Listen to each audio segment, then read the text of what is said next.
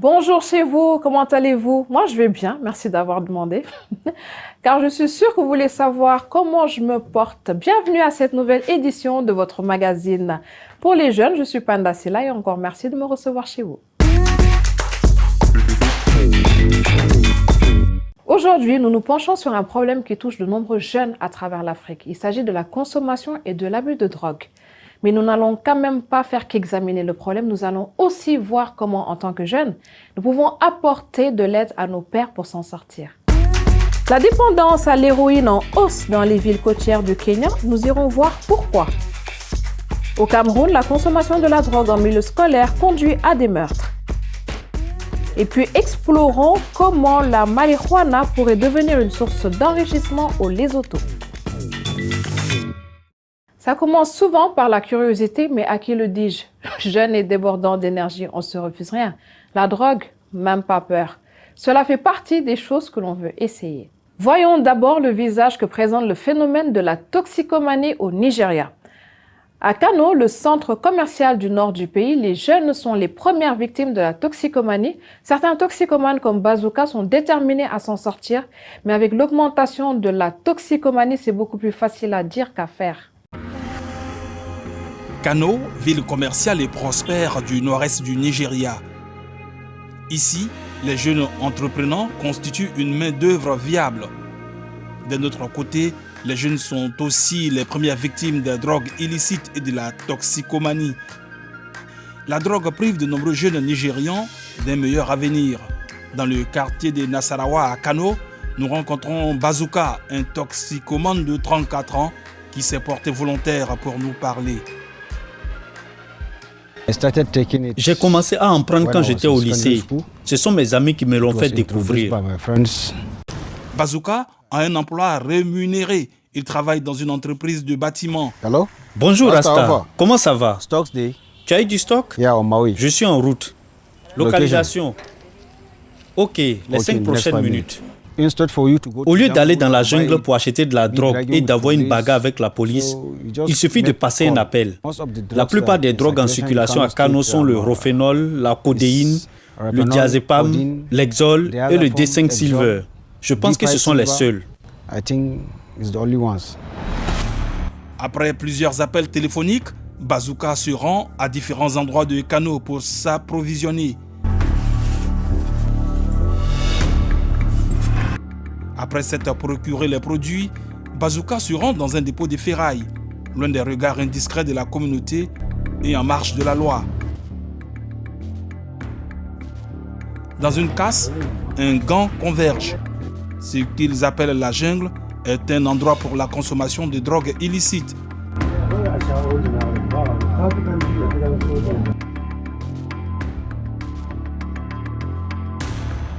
Bientôt, Bazooka arrive avec le stock.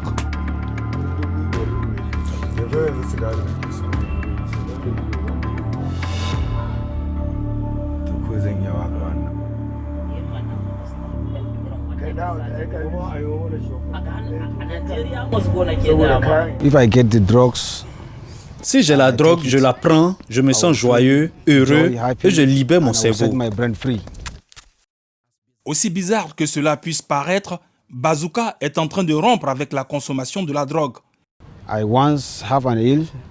Je suis tombé malade et j'ai réalisé que si je prends des drogues, ce sera un autre problème pour mon corps et ma santé. Mais petit à petit, je l'espère, si je m'y mets, j'arrêterai. Mais se libérer de la toxicomanie est un parcours du combattant. Ce centre de réhabilitation accueille plus de 30 victimes de la drogue et de la toxicomanie. On nous a dit que le dernier groupe de détenus a été libéré il y a 3 jours.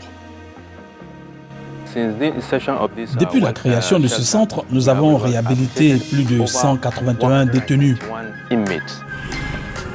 D'ici, nous nous rendons dans ce que l'organisation appelle un point noir dans la région de Sabongari, dans l'état de Kano. La plupart des victimes de la toxicomanie qui ont été réhabilitées viennent d'ici. Lorsque nous créons un programme, nous les réunissons, nous leur expliquons les effets de la drogue sur leur santé.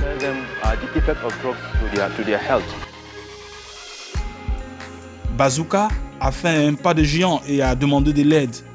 Aujourd'hui, le voyage de Bazooka vers la liberté a commencé. Avec des mesures adéquates, la société nigériane pourrait remettre sa jeunesse sur la bonne voie. Des mesures adéquates contre la consommation de la drogue, si nous en sommes encore à parler d'histoires de vies détruites par l'addiction à la drogue, je pourrais aussi dire que cela est beaucoup plus difficile à faire qu'à dire.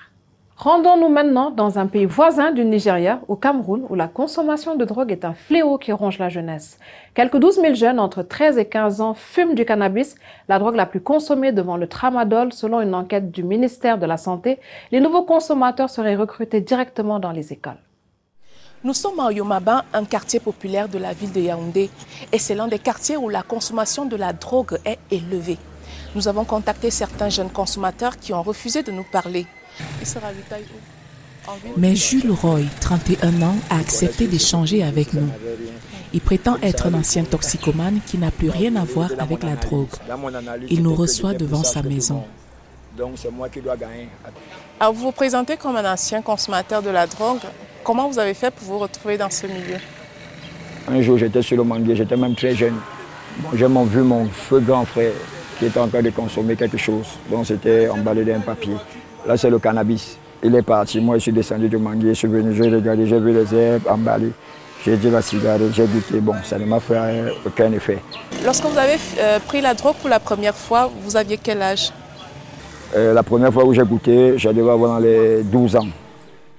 Au Cameroun, une enquête menée il y a 2 ans par le ministère de la Santé a donné des statistiques effroyables. Quelques 12 000 jeunes entre 13 et 15 ans consomment du cannabis, drogue la plus consommée devant le tramadol. Selon certaines sources, les dealers recrutent même de nouveaux consommateurs directement à l'école. 3 jours durant, nous avons essayé d'accéder à ces endroits où les jeunes se retrouvent pour consommer toutes sortes de drogues, tramadol, cocaïne et bien d'autres. Mais notre guide nous a dit que c'était excessivement dangereux. Heureusement, l'un des leurs a accepté de nous parler. Nous allons aller à sa rencontre. Samuel, 34 ans, consomme de la marijuana et d'autres drogues depuis son adolescence. Il se ravitaille chez les revendeurs locaux et affirme que le commerce se fait la plupart du temps à découvert. Samuel est au chômage, il enchaîne des petits boulots au quotidien. Il dépense environ $80 par mois pour acheter de la marijuana. Il a arrêté de prendre d'autres stupéfiants parce qu'il ne pouvait plus se le permettre financièrement. Qu'est-ce qui t'a même poussé déjà? Bon, c'est la solitude et puis trop de problèmes. Tu vois, il faut quelque chose qui va quand même baisser les nerfs. Quand tu es face à tous ces problèmes-là, bon, tu n'as pas de solution. Ça te calme quand même? Ça ne me calme pas quand même, beaucoup. Même si j'avais envie de faire ce qui n'est pas bien. Si je prends ma dose là, bon, je suis tranquille. Est-ce que tu voudrais arrêter un jour de prendre la drogue? Non, je ne peux pas. Je peux tout arrêter sauf ça. C'est tout ce qui nous reste ici là. C'est un calmant. Tu peux prendre combien de doses par jour? Ah, ça, on ne peut pas compter, maman. Parce que du moment que les nerfs sont tendus, j'ai besoin de ceci. Donc je ne peux pas te dire que je prends 2 ou 3 filons. Je peux prendre même 10. C'est une situation préoccupante qui interpelle tout le monde. Vous pouvez voir dans ce complexe sportif, des messages sont inscrits sur les murs. Boissons et tramol s'achètent facilement et conduisent à la mort aussi facilement. C'est autant de messages que vous pouvez voir sur ce complexe sportif où des jeunes se retrouvent de temps en temps pour leurs activités ludiques. Au Cameroun, la toxicomanie est répandue dans les écoles. Plusieurs enseignants ont été attaqués et tués l'année dernière par des étudiants dans ce qui a été rapporté comme des meurtres liés à la drogue. Julien dirige une ONG locale appelée New Life, qui aide à lutter contre la toxicomanie. Il nous amène dans une plantation du quartier où les étudiants se retrouvent pour se droguer quotidiennement. Depuis qu'il a fondé l'organisation en 2016, son objectif est de transmettre son message dans les écoles secondaires où il peut parler aux élèves. Cependant, certaines autorités scolaires ne veulent pas que l'on parle des problèmes de toxicomanie à l'école.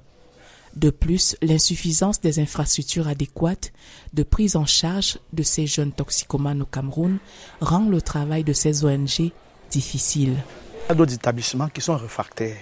Quand vous formez une demande, en bonne et due forme, vous attendez qu'on vous appelle, c'est une aubaine. Nous ouvrons, nos services sont gratuits. Nous ne demandons rien lorsque nous faisons le passage. Rien absolument, sinon le temps et les enfants. C'est tout.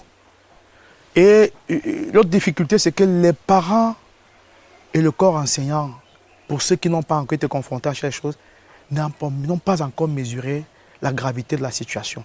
Mais en fait, je peux vous dire que c'est pourri. Les statistiques du Comité national de lutte contre la drogue assurent que 21% de la population camerounaise en âge scolaire a déjà consommé de la drogue. Des chiffres qui, selon les spécialistes, pourraient s'aggraver si des mesures ne sont pas prises contre ce phénomène au Cameroun. Merci à Elisabeth Hassen pour ce reportage avec beaucoup de témoignages. Et le message inscrit sur un mur d'établissement que nous venons de voir m'est resté en mémoire. L'alcool et le tramadol s'achètent facilement et conduisent à la mort aussi facilement. La situation est tout aussi alarmante au Kenya, notre prochaine destination, où de nombreuses villes kenyanes situées en bord de mer sont devenues des points chauds du trafic de drogue. Le bureau régional de l'Organisation mondiale de la santé pour l'Afrique estime que plus de la moitié des toxicomanes ont entre 10 et 19 ans. Et depuis le début de la pandémie Covid, les communautés sont confrontées à un nombre croissant de toxicomanes. Une équipe de 77% est allée voir comment cette tendance inquiétante affecte la vie quotidienne des gens. Une petite paire de sandales roses perdues entre des mégots, des paquets de cigarettes et du matériel de drogue. Une scène étrange, mais il ne s'agit pas d'une maison ordinaire. C'est là que vivent Asia Bianca et son mari, ainsi que leur fils. Les deux parents sont toxicomanes et les sandales appartenaient à leur petite fille qui est morte seulement 6 mois après sa naissance.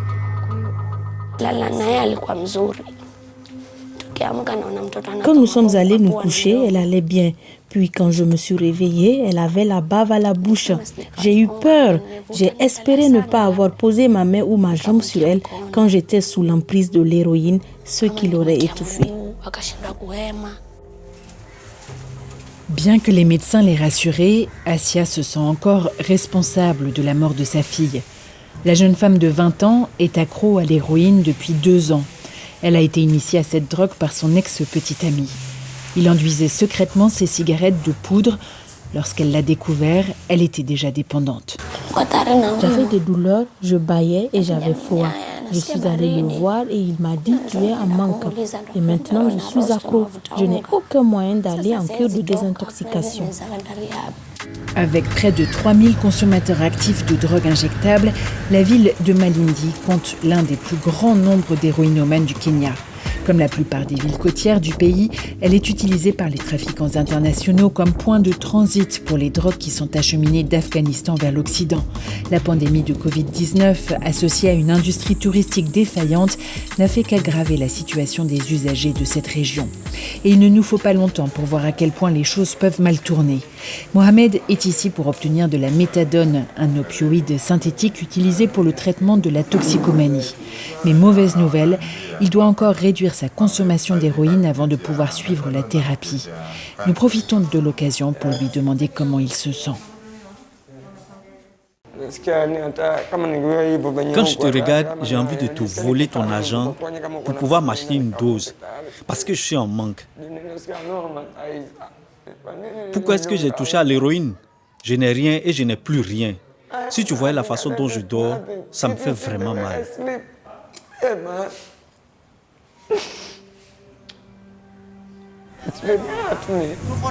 À l'extérieur, nous tombons sur d'autres toxicomanes actifs et en voie de guérison.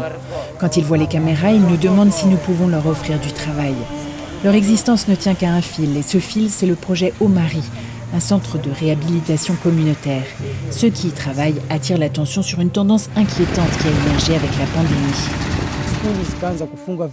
Lorsque les écoles ont fermé et que les enfants ont arrêté d'aller à l'école, le nombre de jeunes consommateurs de drogue a augmenté. Si vous ne prenez pas de l'héroïne, c'est du khat, de la marijuana ou des cigarettes. La pandémie pousse également à bout les toxicomanes en voie de guérison. J'ai des pensées de rechute et elles sont très perturbantes, mais quand je viens ici, cela me permet de souffler.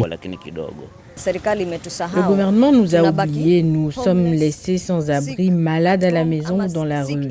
Nous n'avons pas d'autre choix que de nous soutenir mutuellement. Le seul soutien d'Asia pour le moment, c'est son mari, lui-même toxicomane. Mais la jeune mère se bat pour nettoyer une maison à moitié abandonnée et surtout pour rester maîtresse de sa vie.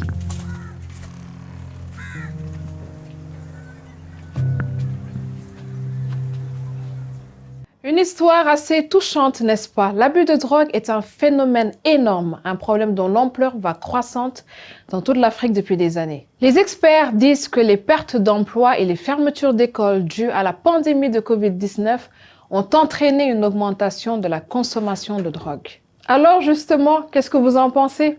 Partagez vos réflexions avec nous sur nos plateformes de médias sociaux. Je trouve que c'est un sujet passionnant.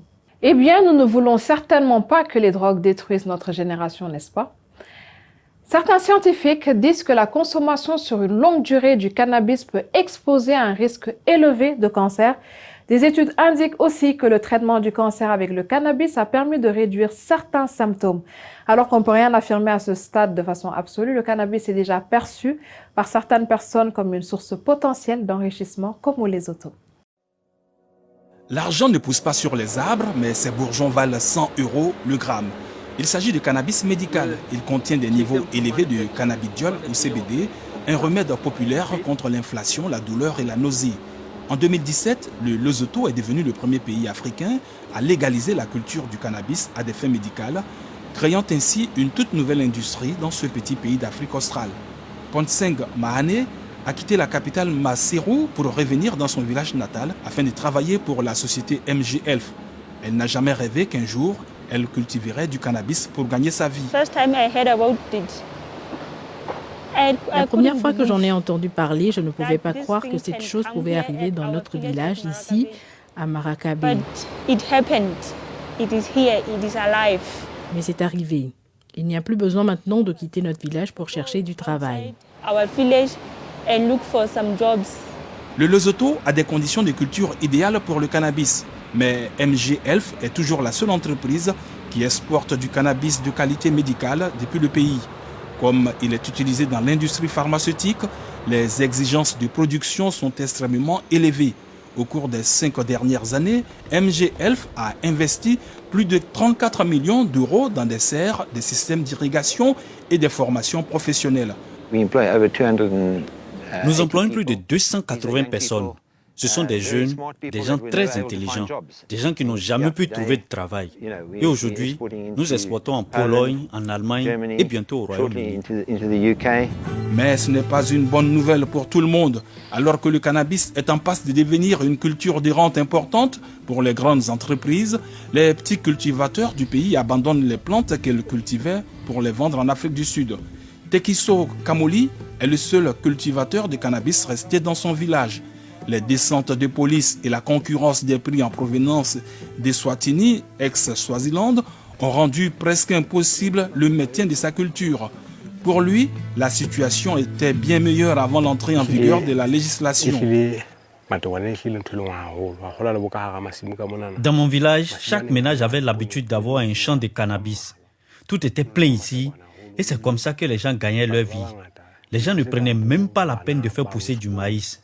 Les parents pouvaient envoyer leurs enfants à l'école grâce au cannabis.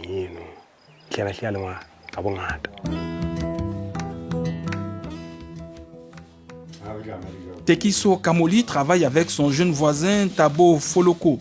Ensemble, ils sèchent et épépinent les bourgeons avant de les faire passer frauduleusement à la frontière. Foloko ne voit aucun moyen de rendre son activité légale. Les licences pour cultiver du cannabis coûtent environ 32 000 €, ce qui est hors de portée des petits cultivateurs qui sont souvent pris pour cible par la police.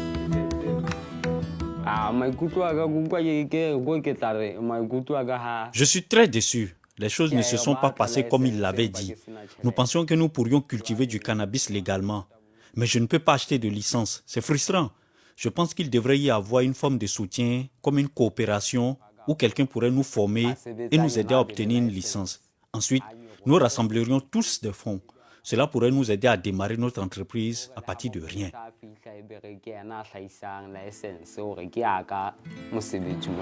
Après une longue journée à tailler des plants de cannabis, Mahane est prête à terminer son service.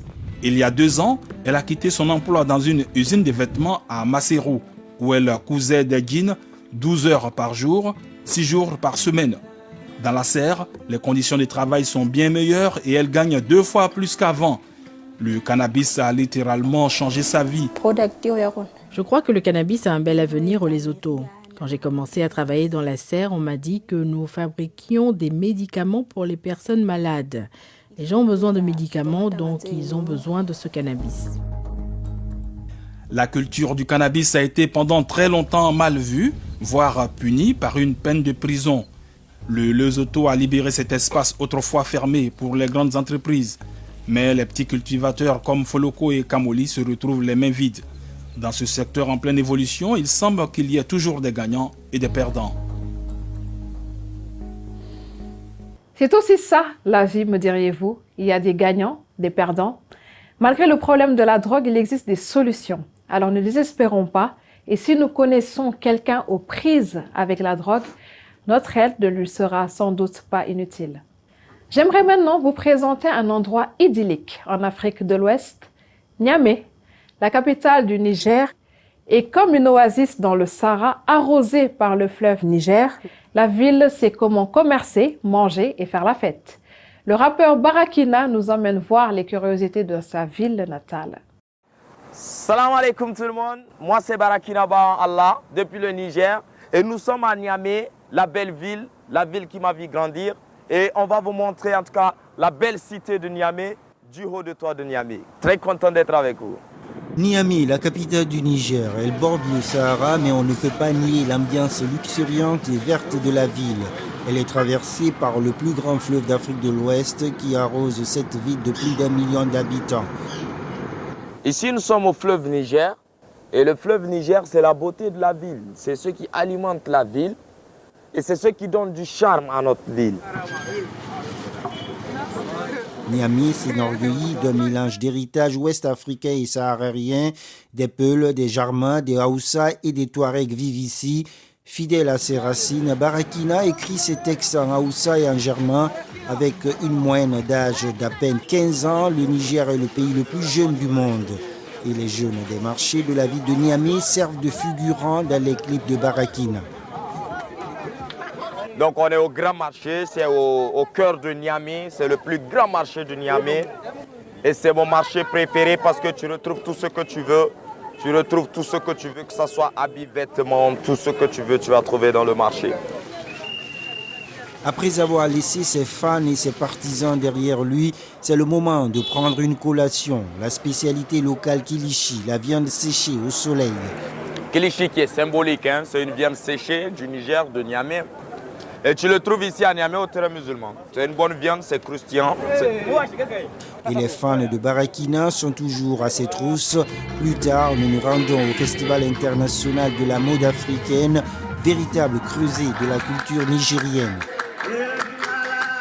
Alors la famille, là, nous sommes au FIMA, l'un des plus grands festivals africains. Et tout à l'heure, j'aurai l'honneur de prester. Tout à l'heure, on aura 5 minutes sur scène et ça va se passer comme pas possible.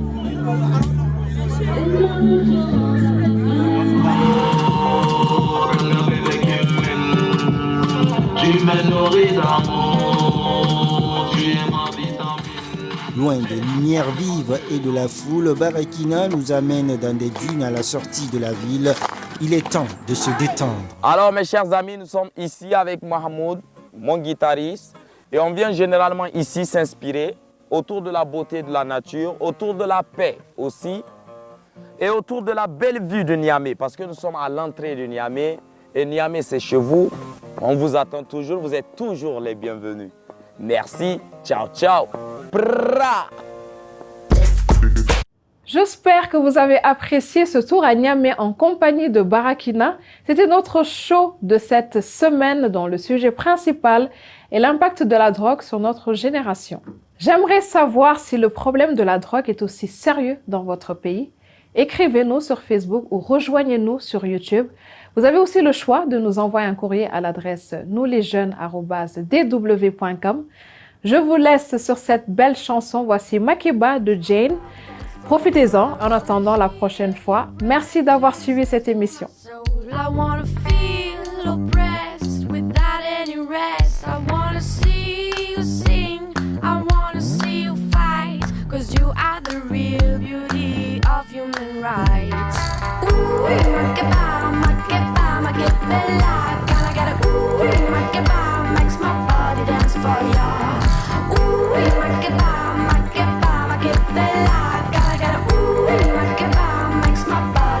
For you.